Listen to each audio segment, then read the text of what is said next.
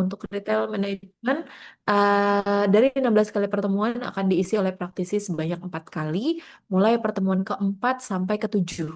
Ya, sisanya balik lagi akan ke saya, teman-teman. Praktisi ini dulu sempat bekerja di Bukalapak, namun sekarang dia bekerja di bidang komunikasi ya, teman-teman ya. Tapi saya pikir dengan pengalamannya di Bukalapak, paling enggak kebayang digital retailing itu akan seperti apa. Kemarin saya targetnya lebih ke sana. Jadi kalau buku yang kita bahas atau RPS yang kita bahas itu akan lebih mengacu kepada eh, fisik ya, retailing secara fisik.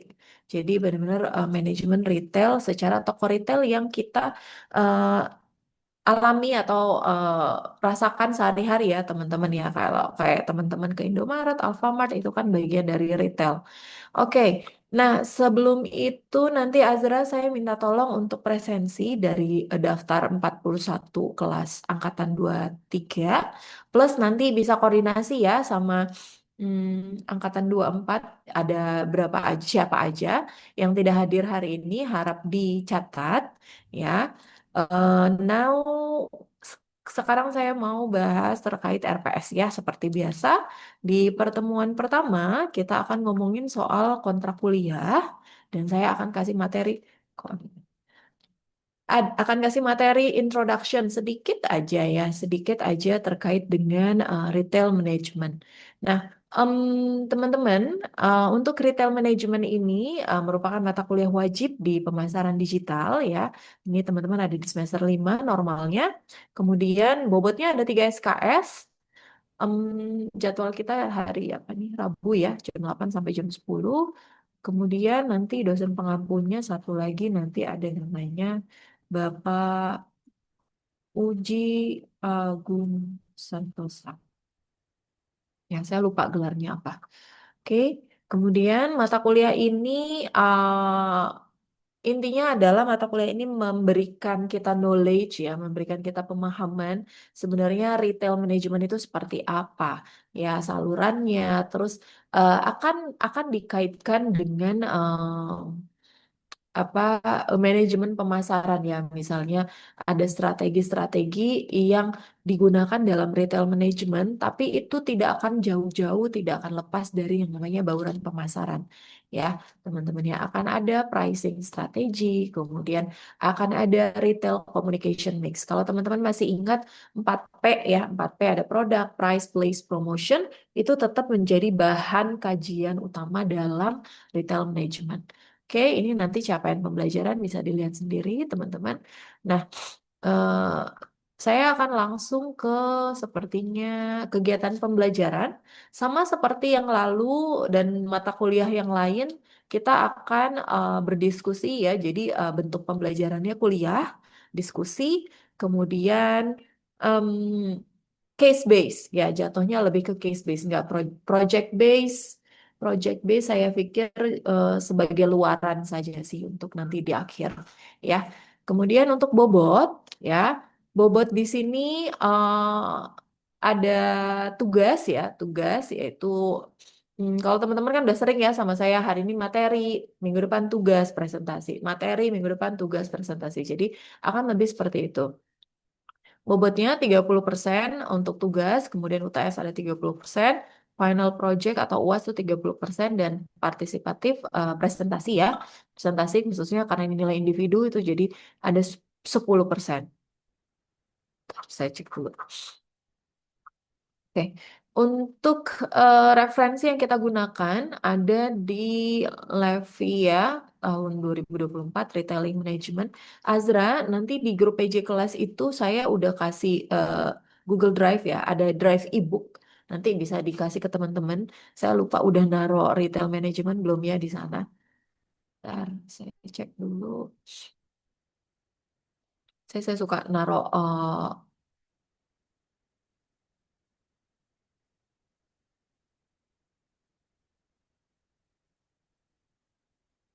ebook. Oh, ini adanya Consumer Behavior, Business Communication. Brand management, digital branding. Oke, saya sambil masukin yang materi retail ya. Retail. Ya, bentar ya.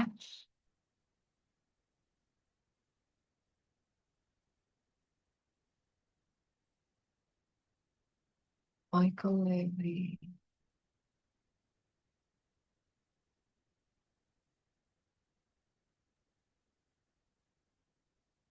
Oke, nanti bisa dicek ya, teman-teman. Oke, baik. Ini.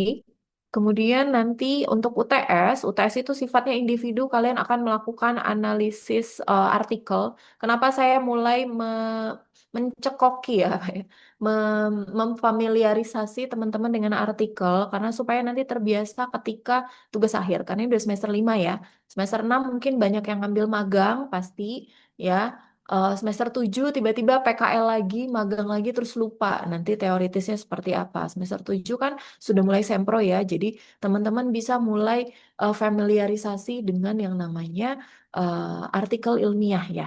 Jadi kira-kira poin penting dari artikel, walaupun ada AI, teman-teman gampang banget lah kalau mau cuman nyari summary, tinggal di AI-in. Tapi saya minta ini tulis tangan seperti biasa supaya masuk ke kepala. Karena kalau cuman di by ketikan gitu ya di format report seperti biasa, ya gampang, tinggal masukin ke Perplexity atau ke ChatGPT, bikin summary, dan kalian tinggal taruh di format laporan selesai. Tapi kalau menulis ada proses yang kalian lakukan ya, mulai dari menulisnya, membacanya, sampai nanti masuk ke pikiran. Either itu mungkin nggak 100% masuk, paling enggak ada lah yang masuk ya. Oke, kemudian nah, ini adalah rincian pertemuan yang akan kita bahas selama 16 pertemuan ke depan ya. Hari ini penyampaian silabus, kontrak kuliah, RPS, dan ada materi terkait dengan Introduction to the World of Retailing. Kemudian minggu depan kita masih materi Types of Retailer. Nah, baru nih ada tugas. Nah, tugas satu, saya lupa tugasnya berapa. Satu, dua, tiga, empat, lima. Pas, berarti ada 10 kelompok. Setiap presentasi berarti akan ada dua kelompok ya. Jadi semua ngerjain tugas, tapi yang presentasi misalnya di tugas satu ada kelompok satu dan dua, tiga dan empat, atau kita balik ya. Jadi kelompok 10 dan 9 akan presentasi di tugas pertama. Ya, jadi Azra nanti tolong dikoordinir untuk pembagian kelompok. Prinsipnya sama, harus menggunakan simple random picker gitulah, saya lupa namanya apa ya, random picker. Jadi kelompoknya dibagi menjadi 10, saya pikir berarti eh, cukuplah 5 orang itu, ya mungkin akan ada yang free rider, tapi prinsip tebar tuai itu ada ya teman-teman ya. Tebar tuai, tabur tuai, tabur tuai ya. Jadi siapa yang bekerja saya yakin itu yang dapat manfaatnya. Oke, kemudian di pertemuan ketiga kita akan ngomongin soal tugas tentang jenis retailer. Nah, pertemuan keempat ini akan diisi oleh kuliah praktisi ya. Tapi saya tetap join sih, jadi cuman observer aja ya. Dia akan kasih materi, kalian presentasi tugas di pertemuan kelima, materi lagi di pertemuan keenam, akan kasih tugas di pertemuan ketujuh ya. Kemudian ke-8, sorry, kelima itu tentang digital retailing ya teman-teman ya. Jadi kan ini ada materi tentang multi channel, omni channel, dan digital retailing. Nanti tugasnya tentang digital retailing. Dan pertemuan keenam itu materinya tentang strategi pasar retail, itu spesifiknya pada target pasar dan positioning retail. Kemudian di 7 akan ada tugas 3. Nah, ke-8 ini mengerjakan UTS ya, analisis artikel. Ya, analisis artikel sebenarnya kalian kayak bikin summary aja, terus memberikan analisis kritis terhadap artikel tersebut. Oke, di sini ada dalam retailing itu namanya buy online, pick up in store. Itu salah satu strategi yang saat ini banyak digunakan. Kebayang nggak kira-kira strategi buy online, pick up in store itu seperti apa? Atau ada yang udah pernah melakukan dari namanya buy online, pick up in store? Ada yang pernah nyobain?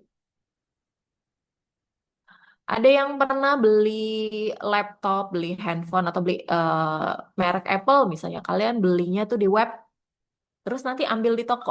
Ya, kalau di GrabFood sering ya, teman-teman ya. Kalau di GrabFood tuh kita pick up, ya bahasanya pick up. Tapi ini kita langsung ke retailnya, ya. Jadi kita melalui website eh, si apa namanya si brand gitu ya. Jadi saya kan beli beli iWatch nih, misalnya beli iWatch, oke, adanya di Kelapa Gading. Nanti kita pick up di sana. Seperti itu ya. Nah, kira-kira kenapa orang-orang mau melakukan buy online pick up store ini? Pasti ada motivasinya, ada faktor-faktornya. Nah, itu yang akan dibahas di artikel ini. Oke, artikelnya ini sih harusnya saya coba masuk. Kayaknya sih udah saya masukin ya di retail management. Oh, belum. Oh, bukunya saya udah kasih juga ternyata. Saya kasih artikelnya. Atau nanti coba coba ini ya teman-teman. Kan nanti RPS-nya saya masukin nih. Saya masukin RPS-nya di Google Drive. Teman-teman nanti itu kan bisa di copy paste ya, referensinya itu. Jadi coba cari di Google. Kalau nggak bisa ntar bilang. Kadang kan mungkin ada yang berbayar ya. Oke, baik.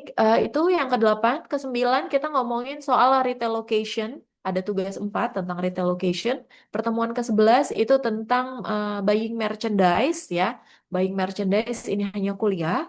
Kemudian ada retail communication mix di pertemuan ke-12. Saya kasih materi. Dan di pertemuan, ya, ya, error bentar ya. Nah, saya kasih materi dan akan ada tugas 5.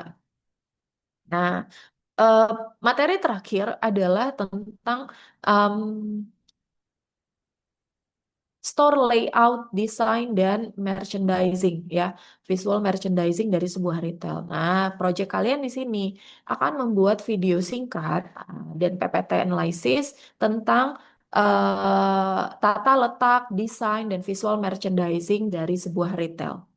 Ya, bikin yang paling kreatif, yang paling bagus karena angkatan lalu tuh cakep banget ya. Eh, dia waktu itu IKEA, tapi lama banget sih, lama banget berapa menit ya? Ada kali setengah jam lebih ya teman-teman. Tapi menarik, isinya ada ilmu. Jadi videonya itu nggak cuman video berisi hahaha hihi doang, maksudnya kayak cuma nunjukin ini loh, tapi harus ada konsep yang kalian masukin. Ini tuh tata letaknya apa namanya menggunakan konsep yang mana, visual merchandisingnya yang mendatar, menurun atau apa. Nanti kan kita bahas tuh di pertemuan ke-14. Jadi saya kasih contohnya ya teman-teman untuk sebagai referensi kalian dan kalian gak boleh kalah dari kakak-kakak kelas kalian. Oke? Kemudian ini CPMK mata kuliah peta organisasi ya mata kuliah. Oke, ini template. Nah, di bawah saya sepertinya sudah lengkap memberikan eh sampai tugas 5 kan? Oke. Tugas 5 sama final project instructions. Nanti RPS ini saya akan masukkan ke Google Drive supaya kalian lebih gampang ya untuk melakukan atau mengerjakan tugas-tugas yang ada. Sampai sini mungkin ada pertanyaan, teman-teman? Oke nggak? Untuk bobot penilaian, ada yang mau didiskusikan tadi? 30, 30, 30, 10.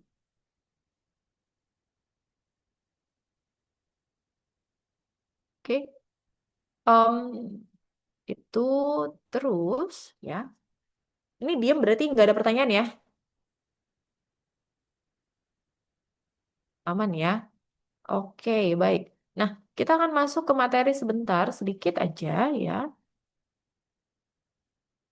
terkait dengan Introduction to Retailing Management.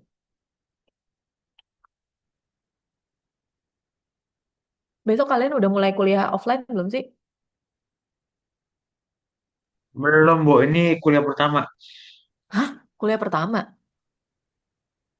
Yang lain nggak kuliah Ibu, waktu emang nggak ada jadwal ya? Rata-rata di ini Kamis Jumat ya? yang dari jadwal, Ibu duluan yang ngajar. Oh, oke. Kayaknya banyak sama Bu Dewi ya. Ada sosmed, ada konten ya, Eka.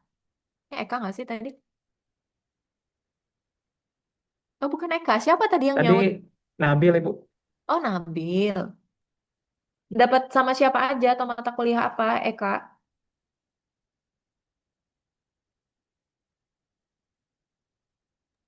Sebentar Ibu, kalau dari berdasarkan KRS ya itu sama ada yang sama Bu Sintia, ada sama Bu Dewi juga. Cuman Graphic design ya? eh graphic design udah semester kemarin Ibu. Udah. Terus apa yang sama Cynthia ya? Bu Sintia itu web management. Oh ya, web management. Terus Bu Dewi social media marketing ya. Konten ada Iya, nggak? content marketing ya sama Bu Dewi juga. Mau Bu Dewi service?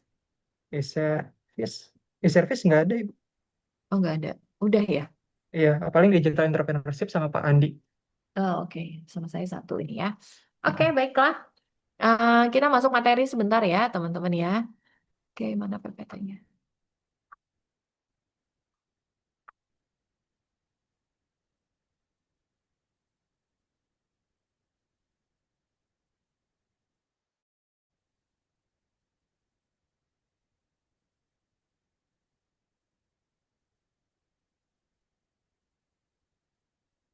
Oke, baik ya.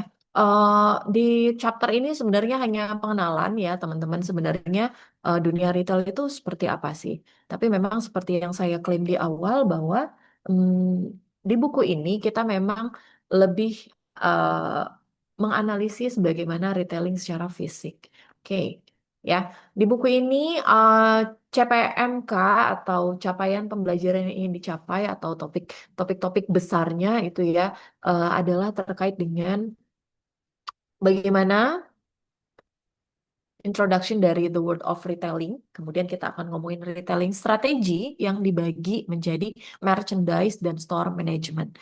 Memang kalau teman-teman lihat buku tidak semua chapter kita bahas ya. Jadi teman-teman bisa baca referensinya kalau memang pengen lebih detail ya terkait tersebut.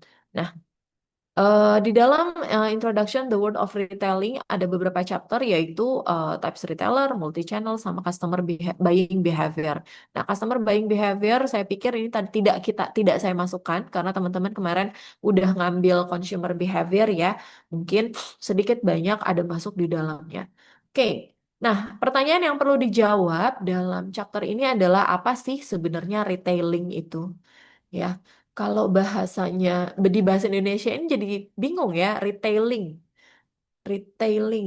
manajemen itu kan manajemen retailnya. Apa sih retail itu gitu ya? Nah, kemudian retailer itu ngapain aja?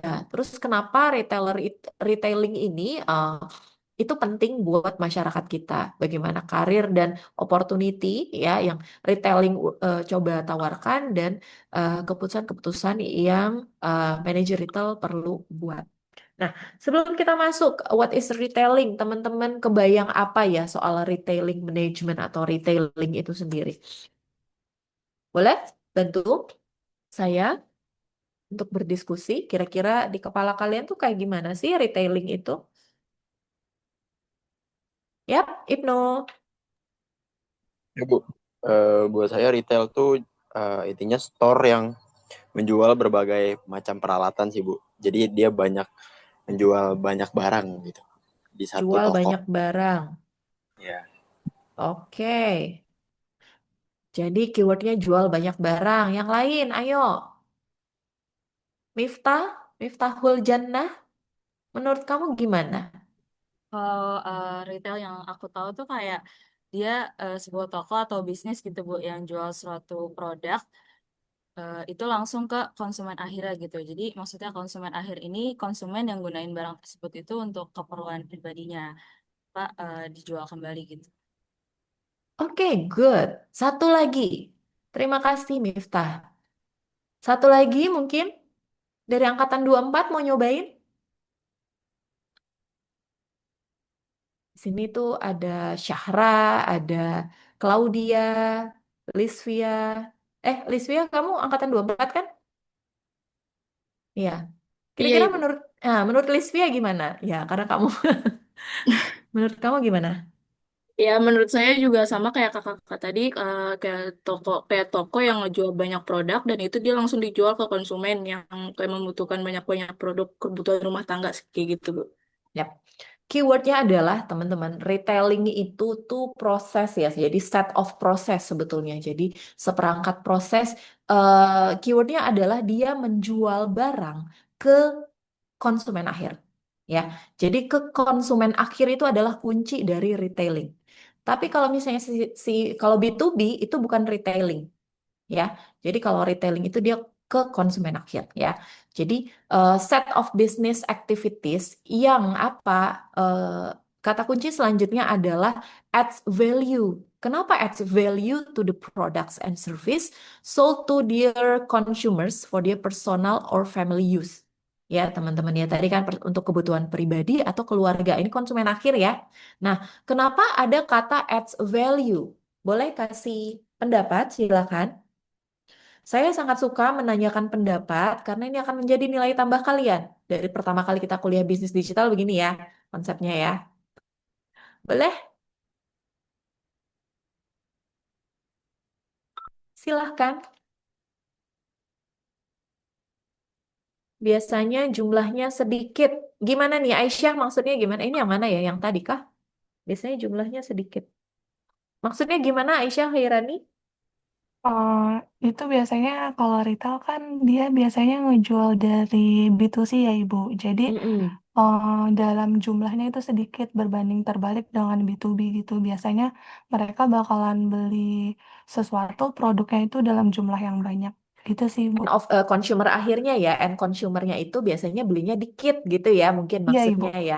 Jadi dia si retailer ini akan beli dalam jumlah besar dan akan distribute atau dijual kepada konsumen akhir dan itu eceran lah bahasanya kita ya teman-teman ya, eceran tuh ceritanya untuk retail. Nah, tapi belum menjawab adds value-nya di mana sih? Retailing itu kenapa dia bilang bahwa retailing ini merupakan satu set activities yang adding value yang adds value bisa menambahkan nilai kepada si produk atau jasa yang dijual. Why? Kasih contoh mungkin biar lebih gampang. Kira-kira kenapa sih kita nih misalnya cara berpikirnya gini, kita kan sebagai sebagai end consumer, kenapa kita beli sabun atau beli deterjen itu ke Alfamart, bukan langsung ke pabriknya? Kira-kira kenapa? Mungkin lebih Yap, banyak gimana, apa variasinya Nabil? gitu. Banyak Eh, banyak variasinya. Lebih banyak variasinya. Oke, good. Terima kasih. Nurjana apa?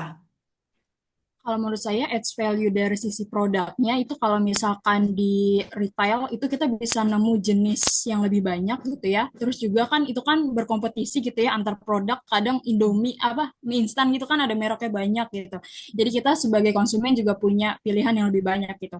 Dan kalau dari sisi servisnya saya ngeliat tuh kalau misalkan Alfamart itu tuh punya service delivery gitu yang dimana Hmm. itu menguntungkan sekali bagi konsumen. Terus juga ada kayak misalkan loyalty program tuh kan sering ditanya kayak punya Indomaret Card-nya enggak segala macam untuk nambah poin. Jadi seperti itu Bu, untuk add Ya, value. oke, good. Terima kasih. Satu lagi boleh? Adding value-nya ke produk atau jasanya itu seperti apa sih Saya kira-kira ingin dalam menambahkan. retailing? Aku pengen Ya, menambahkan ya Bu. Sedikit. boleh Syahra. Kalau dari aku sendiri, mungkin si retailing ini biasanya nambah nilai karena retailer ini pengen gak cuma sekedar jual barang doang gitu, tapi pengen Mm-mm. memberikan manfaat tambahan juga yang bikin produknya ini bisa lebih berguna dan menarik juga bagi para pembelinya nanti. Mungkin contohnya misalkan kayak barang ini tersedia di lokasi yang mudah dijangkau, jadi konsumen itu nggak perlu nyarinya jauh-jauh gitu sih Bu. Ya, Kalau dari ya, betul. Jadi apa yang disampaikan oleh teman-teman semua itu benar ya. Adding value-nya di mana? Apakah dia memodifikasi produk? Tidak. Ya, tapi dia memberikan value kepada produk tersebut, misal dengan menghadirkan produk tersebut dekat ke masyarakat. Ya, bisa beli dalam jumlah yang lebih sedikit ya teman-teman ya. Itu kan value ya buat consumer ya. Terus mungkin udah lebih dipilih nih yang variasi kalau misalnya yang premium di paling atas, medium di tengah, yang bawah. Kalau teman-teman beli buah ya, beli buah itu kan biasanya ada kelas-kelasnya ya. Misalnya kita beli buah di pasar sama beli buah di all fresh katakanlah seperti itu ya. Akan beda ya teman-teman ya. Kenapa beda? Karena misalnya kalau di pasar itu masih bercampur aduk, Bu, atau lokasinya, lokasinya itu, aduh becek, Bu. Terus kemasannya, belum lagi buahnya tuh buah lokal. Nah, tapi kalau di All Fresh dia udah memilih, udah ada pilihan buahnya itu. Kalau misalnya kita beli anggur pun, misalnya anggur, oh ini yang tanpa biji, yang ini Australia, ini New Zealand, yang ini Afrika, misalnya seperti itu ya. Jadi itu membuat banyak pilihan buat konsumen sehingga produk tersebut itu dikatakan punya adding value dan udah dipilih yang bagus-bagus. Ya, jadi seperti itu. Nah, a retailer is a business that sells products or services to consumers for personal or family use. Jadi keywordnya di sini ya teman-teman ya. Jadi retailer itu dia menjual produk atau jasa kepada konsumen bukan untuk dijual kembali, tapi untuk digunakan sendiri atau untuk keluarga. Oke? Next. Nah, contoh retailer ya, teman-teman ya. Kalau misalnya di luar ini karena pakai bukunya buku luar ya, ada dia bikin Wendy's, AMC Theaters, kemudian saya nggak kenal semua nih mereknya. Terus ada juga selain dari retailer kita kenal namanya istilah wholesaler ya. Wholesaler ini apa? Dia menjual ke bisnis yang lain ya, tapi juga menjual ke konsumen. Ya, kita kasih contoh. Retailer itu kan tadi jual langsung ke konsumen akhir ya. Seperti biasa ya, banyak kita temukan Indomaret, Alfamart, Sogo, department store yang ada di mall dan sebagainya.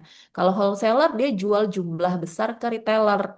Jadi seperti itu ya bedanya. Tapi ada yang dia jual perusahaan yang dia jual sebagai wholesaler juga, tapi jual juga sebagai retailer ya. Jadi dia berperan ganda nih sebagai wholesaler juga, tapi dia juga sebagai retailer. Jadi jual dalam jumlah besar kepada bisnis, kepada perusahaan, tapi jual juga dalam jumlah kecil ke eceran ke konsumen akhir. Contohnya siapa? Hypermart. Hypermart mungkin akan supporting minimarket atau Superindo ya, saya pikir ya.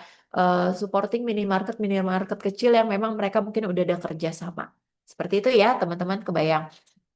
Nah, ini adalah distribution channel ya, teman-teman. Ini alur sederhana bagaimana channel distribusi yang terjadi dalam retail management.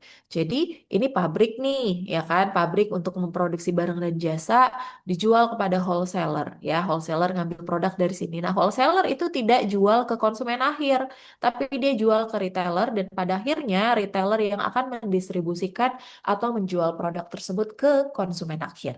Ya, saya pikir itu bisa dicerna, gampang ya. Nah, retailer peran retailer dalam supply chain ya. Jadi retailer itu are the final business ya within a supply chain which links ya manufacturers to consumers. Dilihat di gambar ini kita bisa lihat ya gambar sebelumnya dia memang jadi perantara antara si wholesaler dengan consumer, antara manufacturing dengan consumer. Oke. Nah, supply chain itu rantai pasokan ya bahasa bahasa Indonesianya. Jadi eh, sebuah seperangkat ya perusahaan yang dia bikin produk sampai memberikan produk tersebut ke konsumen. Jadi kan itu prosesnya kalau sederhana tuh seperti ini ya, padahal sebenarnya ada proses kompleks di dalamnya. Oke.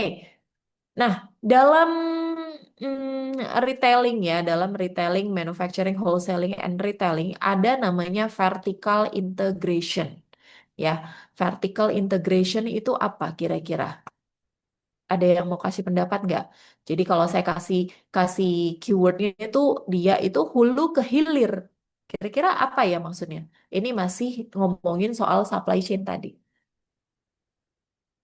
Hulu ke hilir. Kira-kira seperti apa?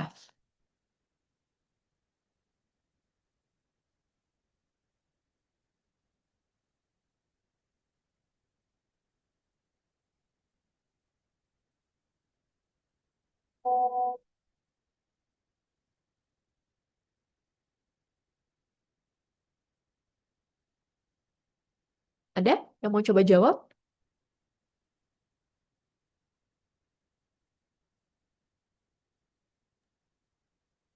Torik, Torik gimana kabarnya Torik?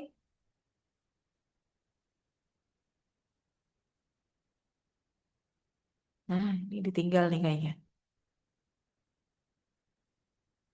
Oke, Vika. Iya, iya Bu. Ya, kira-kira kamu kebayang nggak vertical integration itu seperti apa?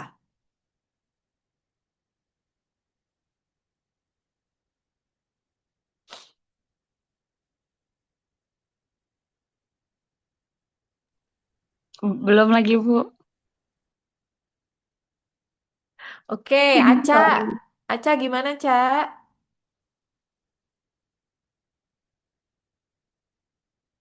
Oke, ini ditinggal juga ya. Bu, saya, Bu. Ah, ya. Saya kira Aca yang lain. Emang ada Aca lain ya? Saya taunya Yang kamu lain. namanya Oh Aca. iya, eh se setahu saya ya, Bu. Mm-mm. Sepaham saya deh. Mungkin ini tuh kayak strategi bisnis kali ya, Bu ya.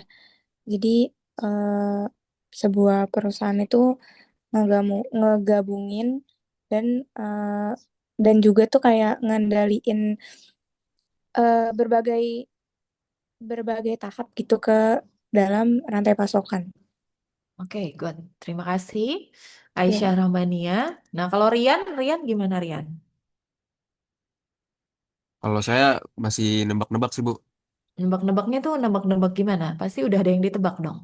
Ah ya, kalau yang ada di otak saya tuh lebih ke retailernya ngejual barang lagi ke reseller-reseller lainnya gitu, Bu.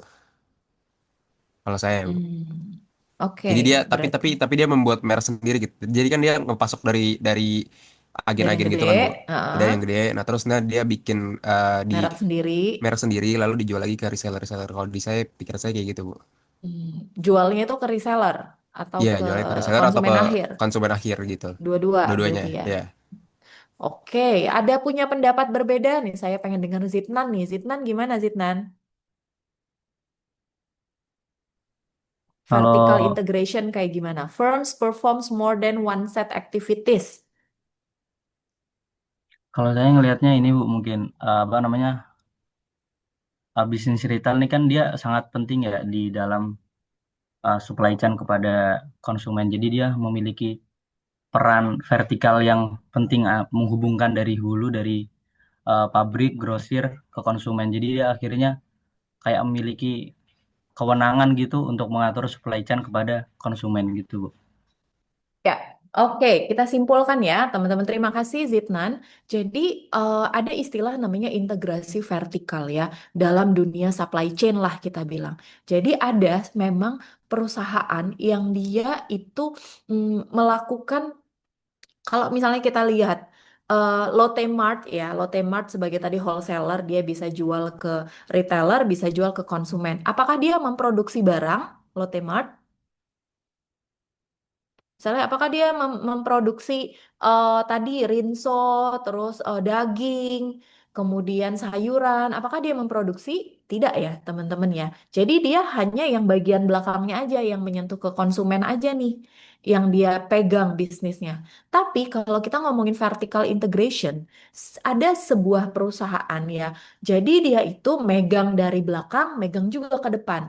Jadi perusahaan ini mengendalikan rantai pasokan dari hulu ke hilir, ya, teman-teman ya. Seperti itu. Jadi, nah, vertical integration ini dia punya bentuk. Misalnya, ada namanya backward integration dan yang kedua adalah forward integration. Nah, kalau backward dari namanya aja, dia pasti kayak mundur ke belakang. Jadi saya lebih seneng jelasinnya dia menguasai bagian hulu gitu ya, paling yang belakang nih. Jadi retailer perform some distribution and manufacturing activities. Jadi dia itu masuk ke pemasok dan bahan baku. Ya, misalnya Indofood itu kan ya, misalnya dia akan jual apa yang paling gampang Indomie gitu ya. Indomie di dalamnya ada minyak kan? Ada ada ada untuk membuat itu proses butuh minyak, tapi dia punya perkebunan sawit. Nah, itu untuk mendukung activity bisnis dia. Paham ya, teman-teman ya? Jadi dia itu menguasai atau memiliki aktivitas bisnis yang terkait dengan pemasok atau bahan baku yang akan dia gunakan dalam proses produksinya. Oke. Nah, bentuk yang kedua dari vertical integration adalah forward integration. Nah, kebalikan dari backward, nah forward ini misalnya Indofood, ya Indofood itu kan memproduksi mie instan atau minyak goreng misalnya ya teman-teman. Nah, dia kan setelah memproduksi barang, dia kan butuh barang tersebut sampai ke konsumen akhir. Nah, dia bentuklah sebuah perusahaan atau masuk ke distribusi ke konsumen akhir. Makanya misalnya Indofood punya Indomaret sebagai perusahaan yang akan mendistribusikan produk yang dia ciptakan. Kebayang ya teman-teman sekarang itu supply chain secara sederhananya seperti apa yang namanya vertical integration dan terdiri atas backward dan forward integration itu seperti apa. Oke, kurang lebih sama seperti apa yang beberapa tadi sampaikan ya, teman-teman ya. Nah, sekarang kita lihat ada ilustrasi. Do retailers add value? Nah, ini tadi pertanyaannya sebenarnya udah dijawab nih, tapi saya pengen teman-teman menjelaskan kembali. Misal, a box of crackers ya di sebuah grocery store. Jadi itu harganya $1 untuk ke manufacturer, si produsen ya. Tapi kalau dijual di store, dia $2 gitu ya. Nah, sebenarnya kalau kita pikir-pikir, kita kalau beli di eceran itu pasti akan lebih mahal ya, teman-teman ya. Seperti contoh yang di kotak biru ini. Nah, retailers add significantly to the price consumers face. Kita udah tahu itu rahasia umum kalau kita beli di retailer pasti akan lebih mahal. Tapi kenapa sih kita nggak mau beli langsung kepada konsumen? Kira-kira Felicia Azahra, kenapa kamu nggak mau beli langsung? Misalnya kamu beli apa ya? Beli mukena gitu langsung ke produsennya. Kira-kira kenapa? Kenapa kamu harus ke Shopee? Kenapa kamu harus ke toko-toko yang ada di mall atau yang ada di Tamrin City? Nah, itu kan bagian dari retailer. Kira-kira kenapa?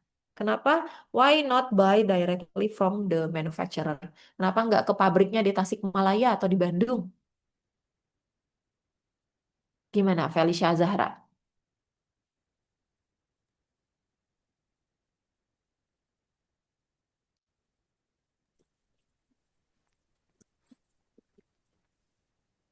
Mungkin kalau dari saya, kalau misalkan belinya di Gina boleh di-unmute dulu? Oke, lanjut. belinya di apa kayak yang jualan eceran itu lebih mudah ditemukan Ibu.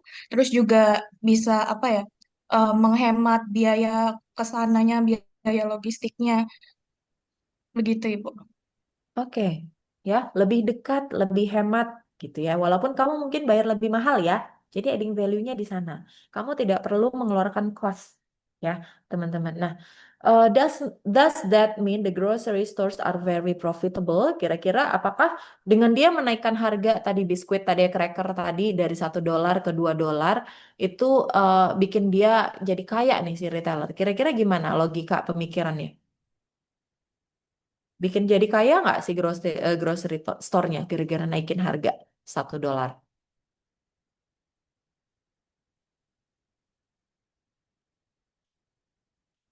Gimana? Enggak, Ibu. Mm-mm. Enggak Enggak ya? bikin jadi kaya karena yang tadi kayak biaya logistiknya buat ke sini itu juga pasti ada biayanya, terus karyawan juga ada biayanya. Itu udah apa ya, udah menutupi lah. Dan pasti dia ada juga untungnya sendiri. Yap. Oke, good. Terima kasih ya, Siti Amina. Jadi emang kenaikan harga yang dibebankan oleh retailer kepada konsumen itu bukan proses yang gratis, tidak otomatis membuat retailer itu menjadi kaya gitu ya. Pasti tadi misalnya ada pemilihan ketika sorting, ketika placement atau karyawan-karyawannya. Nah, itu kan adalah biaya juga yang diambil dari kenaikan harga tadi. Ya, oke, toko misalnya sewa toko dan sebagainya. Oke, next. Nah, nih misalnya ya, kita lihat dari di manufacturer harganya sebenarnya nol berapa nih? Distributor store. Nah, price to distributor 1. Terus price to retailer itu 1,2 ya. Kemudian price to consumer bisa jadi 2. Ini tadi menggambarkan yang tadi satu cracker tadi yang $1 tadi bisa jadi eh, $2 itu bagaimana ceritanya. Pasti semakin panjang rantai pasokan atau distribution channel yang dilewati oleh suatu produk, maka akan membuat harganya lebih tinggi. Ya, make sense ya. Nah, how retailers adding value? Ini tadi udah kita sampaikan ya. Provide assortment. Jadi kita itu lebih apa namanya dapat value ketika belanja di retailer karena emang udah bahan-bahan pilihan. Sama kayak saya cerita tadi beli buah di Total ya, apel nih sama-sama apel ya jenisnya mungkin hmm, ya katakanlah sama ya misalnya apel Malang tapi ini aja deh yang paling gampang manggis ya manggis kan di truk-truk itu kan lebih banyak ya 10.000 15.000 per kilo tapi di total bisa 23.000 atau 25.000 per kilo ya padahal sama-sama manggis. Nah, kenapa di total lebih mahal? Karena apa? Karena total menyediakan jasa assortment tadi ya assortment pemilihan tadi ya buy other products at the same time.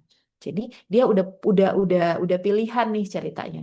Terus retailer itu juga break bulk. Jadi kita nggak mesti beli secara banyak, tapi kita bisa beli secara eceran. Mau beli satu, bahkan kalau misalnya saya kadang kalau cuma butuh lemon untuk bikin tuna, untuk bikin masakan gitu ya, saya kadang cuma beli satu dan it's okay ya teman-teman. Tapi kalau misalnya kita beli di pasar jangan satu dong, nggak bisa nih nimbangnya harus setengah kilo, harus misalnya seperempat dan sebagainya. Jadi seperti itu ya, hold inventory. Jadi buy it at convenient place when you want it. Jadi kita misalnya kayak bahan-bahan seger gitu ya, kadang-kadang kan emang kita nggak simpen ya karena terkait dengan ketahanan tadi. Nah, itu retailer adding value-nya di sana. Dan over service tadi karyawan, see it before you buy. Kemudian ada program-program tadi Indomaret, Alfamart dan sebagainya. Nah, ini bagaimana retailer itu adding value. Oke, next. Nah, social and economic significance of retailing. Jadi, dengan adanya retailing ini, teman-teman ternyata penjualannya itu benar-benar menggiurkan. Kemudian, employment, nah dia bisa menyediakan lapangan pekerjaan. Kemudian, perusahaan-perusahaan besar yang sudah terjun di dunia retailing ini, dia juga memiliki social responsibility. Jadi, biasanya itu terkait dengan corporate image. Dan ada global player di sana. Oke, next ini corporate social responsibility-nya ya teman-teman. Jadi ada beberapa perusahaan yang memang melakukan action corporate social responsibility ya kepada para stakeholder-nya. Jadi teman-teman bisa cari di luar banyak ya. Jadi ini misalnya apa ini bacanya Edun.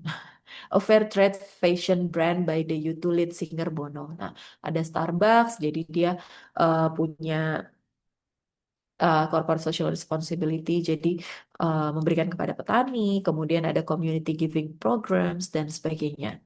Oke, nah ini the 20 largest retailers di dunia ya. Paling atas tuh ada Walmart.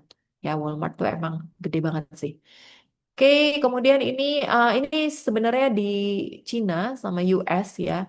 Structure of retailing and distribution channel around the world. Jadi kalau di US itu ternyata dia punya paling retail density greatest, jadi yang paling besar, kemudian has the greatest concentration of large retail firms ya seperti Walmart itu kan gede banget, nah itu adanya di US. Nah kalau di Cina ini masih seperti itu. Tapi kalau sekarang ini kan bukunya yang dulu ya teman-teman, jadi mungkin sekarang udah jauh berbeda. Oke. Nah, ini comparison of distribution channel around the world.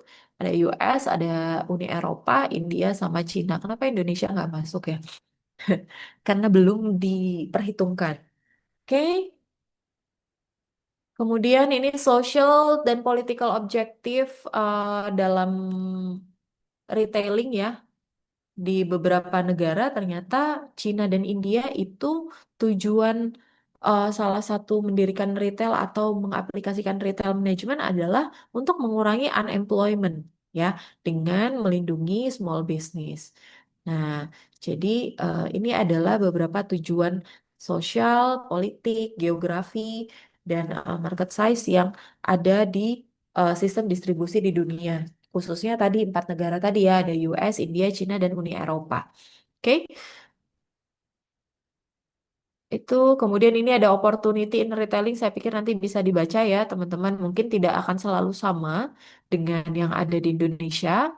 Teman-teman bisa baca ya. Intinya sih sebenarnya kita kasih contoh nyata aja dengan adanya Alfamart sama Indomart ya, eh, menyebar di mana-mana. Nah, pegawai-pegawai itu kan banyak terserap ya, teman-teman, tenaga kerja banyak terserap dengan adanya retailing manajemen itu sendiri. Beberapa tahun lalu itu langsung kelihatan. Oke, baik itu mungkin yang jadi bahasan kita ya, terkait dengan retailing management. Jadi ini ada retail management process tadi yang 4 pokok bahasan tadi ya. Ada the word of retailing, retailing strategy, merchandise management itu ngapain aja, sama terakhir store management. Nah ini sebenarnya ada chapter seluruhnya ada di buku ya chapter-chapter ini teman-teman. Jadi teman-teman nanti bisa baca. Oke, sampai sini mungkin ada yang mau ditanyakan? Silakan.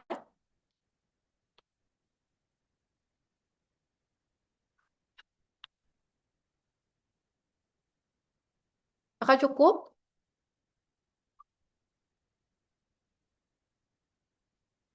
Oke, kalau memang tidak ada pertanyaan lagi, berarti kita ketemu lagi di minggu depan.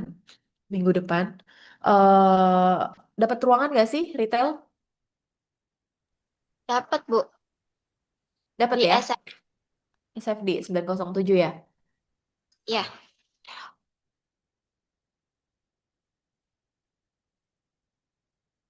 Ya, nggak tahu. Saya minggu depan tuh ada dinas ke Bandung. Mudah-mudahan tidak mengganggu ya. Tapi kalau misalnya memang saya jadi, kita online dulu ya teman-teman ya. Baru nanti minggu depannya lagi pertemuan ketiga kita baru offline ya. Oke, melihat situasi kondisi juga sih saya ke Bandungnya dan melihat sekarang seperti apa. Tapi aman nggak sih di rumah? Ada yang daerah Jakarta Pusat mungkin, yang Senen kemarin, Kuitang, Salemba, nggak ya? Ya mudah-mudahan semuanya aman ya teman-teman. Eh, banyak kita banyak-banyak berdoa. Oke, baik teman-teman semua, terima kasih untuk hari ini. Ya, kita ketemu lagi di minggu depan. Lebih kurang saya mohon maaf. Wassalamualaikum warahmatullahi wabarakatuh. Waalaikumsalam.